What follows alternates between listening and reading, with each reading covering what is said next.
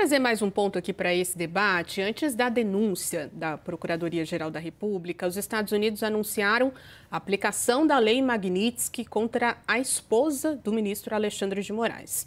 O Departamento de Tesouro do país afirmou que as novas sanções impostas contra Viviane Barsi de Moraes miram a rede de apoio financeiro do magistrado.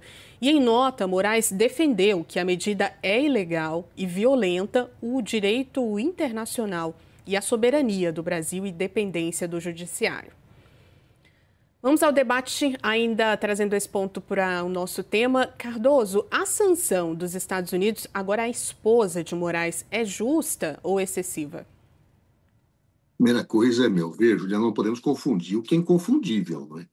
O Brasil, país soberano, firmou um acordo, o Pacto de São José da Costa Rica, que criou a Comissão Interamericana de Direitos, o Tribunal de Direitos Humanos, e o Brasil, país soberano, disse, olha, eu estou disposto a me submeter a estes fóruns internacionais. Quando alguém representa estes fóruns internacionais, isso não é coação, por favor, isso é um exercício de um direito reconhecido por tratado internacional internalizado no Brasil. Quando houve um advogado argentino que foi, inclusive, instado por nós para entrarmos com uma representação na Corte Interamericana, porque não pode entrar direto no tribunal, porque só países entram, está exercendo um direito legal que o Brasil resolveu se submeter, como aconteceu em vários outros casos e com outros vários países do mundo. Isso não se confunde com um país que o Brasil não firmou nenhum tratado para policiar as coisas aqui dentro, que o Brasil jamais deu poder para que viesse fiscalizar a coisa aqui dentro, e pura e simplesmente começou a aplicar sanções por instado por Eduardo Bolsonaro e seu amigo, aplicando sanções aos brasileiros. Multas, ou taxações, ou restrições, pessoas. O que é isto? Onde está, pergunta o Caio, o tratado que o Brasil deu aos Estados Unidos para fazer isso? Não há. Desafio que você encontra esse tratado, porque não há. O que existe é o tratado que legitima os órgãos de intervenção de direitos humanos. Uma coisa é eu dar palestra no exterior, como fiz várias, dizendo, olha, o Brasil foi um golpe. E afirmo isso, foi um golpe. Mas posso estar certo ou estar errado, isso é liberdade de opinião. Outra coisa é pedir, presidente, que o SAM puna os brasileiros, deixa os brasileiros sem emprego, deixa o agronegócio sofrer. Isso não existe. Onde está o tratado que o Brasil autorizou o Eduardo Bolsonaro a fazer isso? Não há. Já o outro, aquilo que nós fizemos, está num tratado assinado pelo Brasil e aprovado pelo Congresso Nacional, Caio, o Pacto de São José da Costa Rica. Mais ainda, a Lei Magnitsky está sendo utilizada de forma arbitrária, medieval, pelo senhor Trump. Ele puniu a esposa de um ministro do Supremo.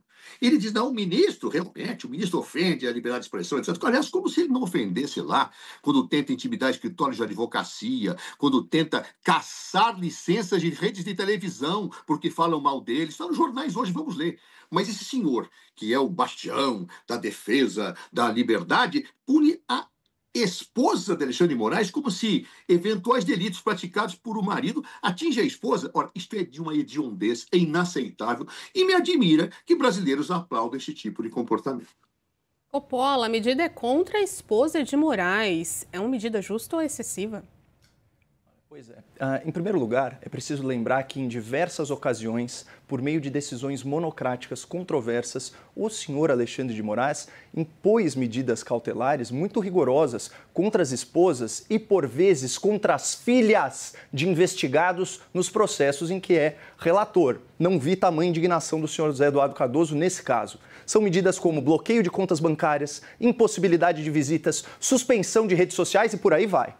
Ou seja, em certo sentido, Alexandre de Moraes prova do seu próprio veneno e experimenta na pele a chamada lei do retorno. Mas, saindo aqui do campo kármico, enveredando pelo aspecto jurídico da coisa, as sanções Magnitsky, pela sua natureza, se estendem a todos aqueles que fornecem apoio material a indivíduos previamente sancionados, como é o caso do ministro. Portanto, se a esposa de Alexandre de Moraes foi identificada pelas autoridades americanas como alguém que viabiliza financeiramente ou de alguma outra forma as alegadas violações aos direitos humanos perpetradas pelo ministro, segundo o entendimento do governo dos Estados Unidos, então ela se enquadra no rol de potenciais sancionados e, nesse caso, tecnicamente, não há que se falar em excesso na aplicação da lei. Eu gostaria de comentar aqui alguns trechos pensados da nota do ilustre ministro em reação a essa sanção contra a sua esposa. Aspas para o senhor Alexandre de Moraes. A lamentável aplicação da Lei Magnitsky contra minha esposa não só contrasta com a história dos Estados Unidos de respeito aos direitos fundamentais, como também violenta a soberania do Brasil e a independência do judiciário. Na verdade, a Lei Magnitsky serve justamente para punir autoridades estrangeiras que, eventualmente, violem direitos fundamentais, como é a liberdade de expressão, como é o devido processo legal.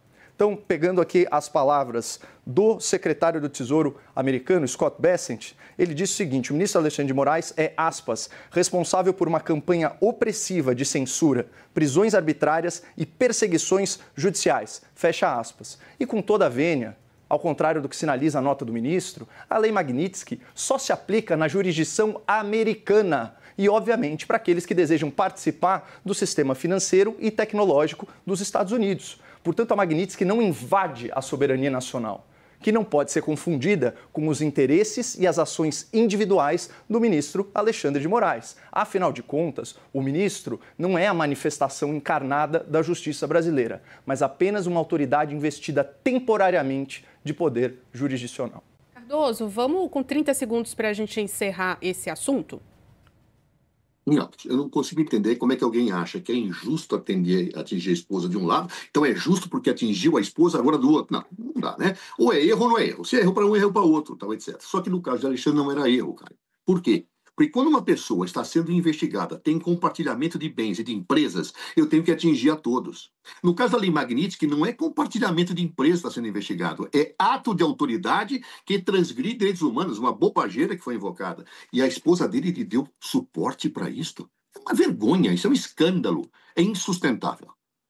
Caio, 30 segundos. Olha, eu não quero entrar aqui nas minúcias do processo, mas não apenas a esposa do senhor Alexandre de Moraes foi sancionada, como também o seu instituto, chamado Lex. Por quê? Ele abarcava uma série de propriedades imobiliárias do sancionado e as investigações nos Estados Unidos mostraram, ou devem ter demonstrado, não temos acesso aos autos do processo para comentar, que ela fornecia apoio material, para usar o termo da lei. Então, se os Estados Unidos da América concluírem que ela dava apoio financeiro a quem violava direitos humanos, no entendimento deles, aplica-se a lei. Não há que se falar em excesso, mas na estrita aplicação da lei vigente.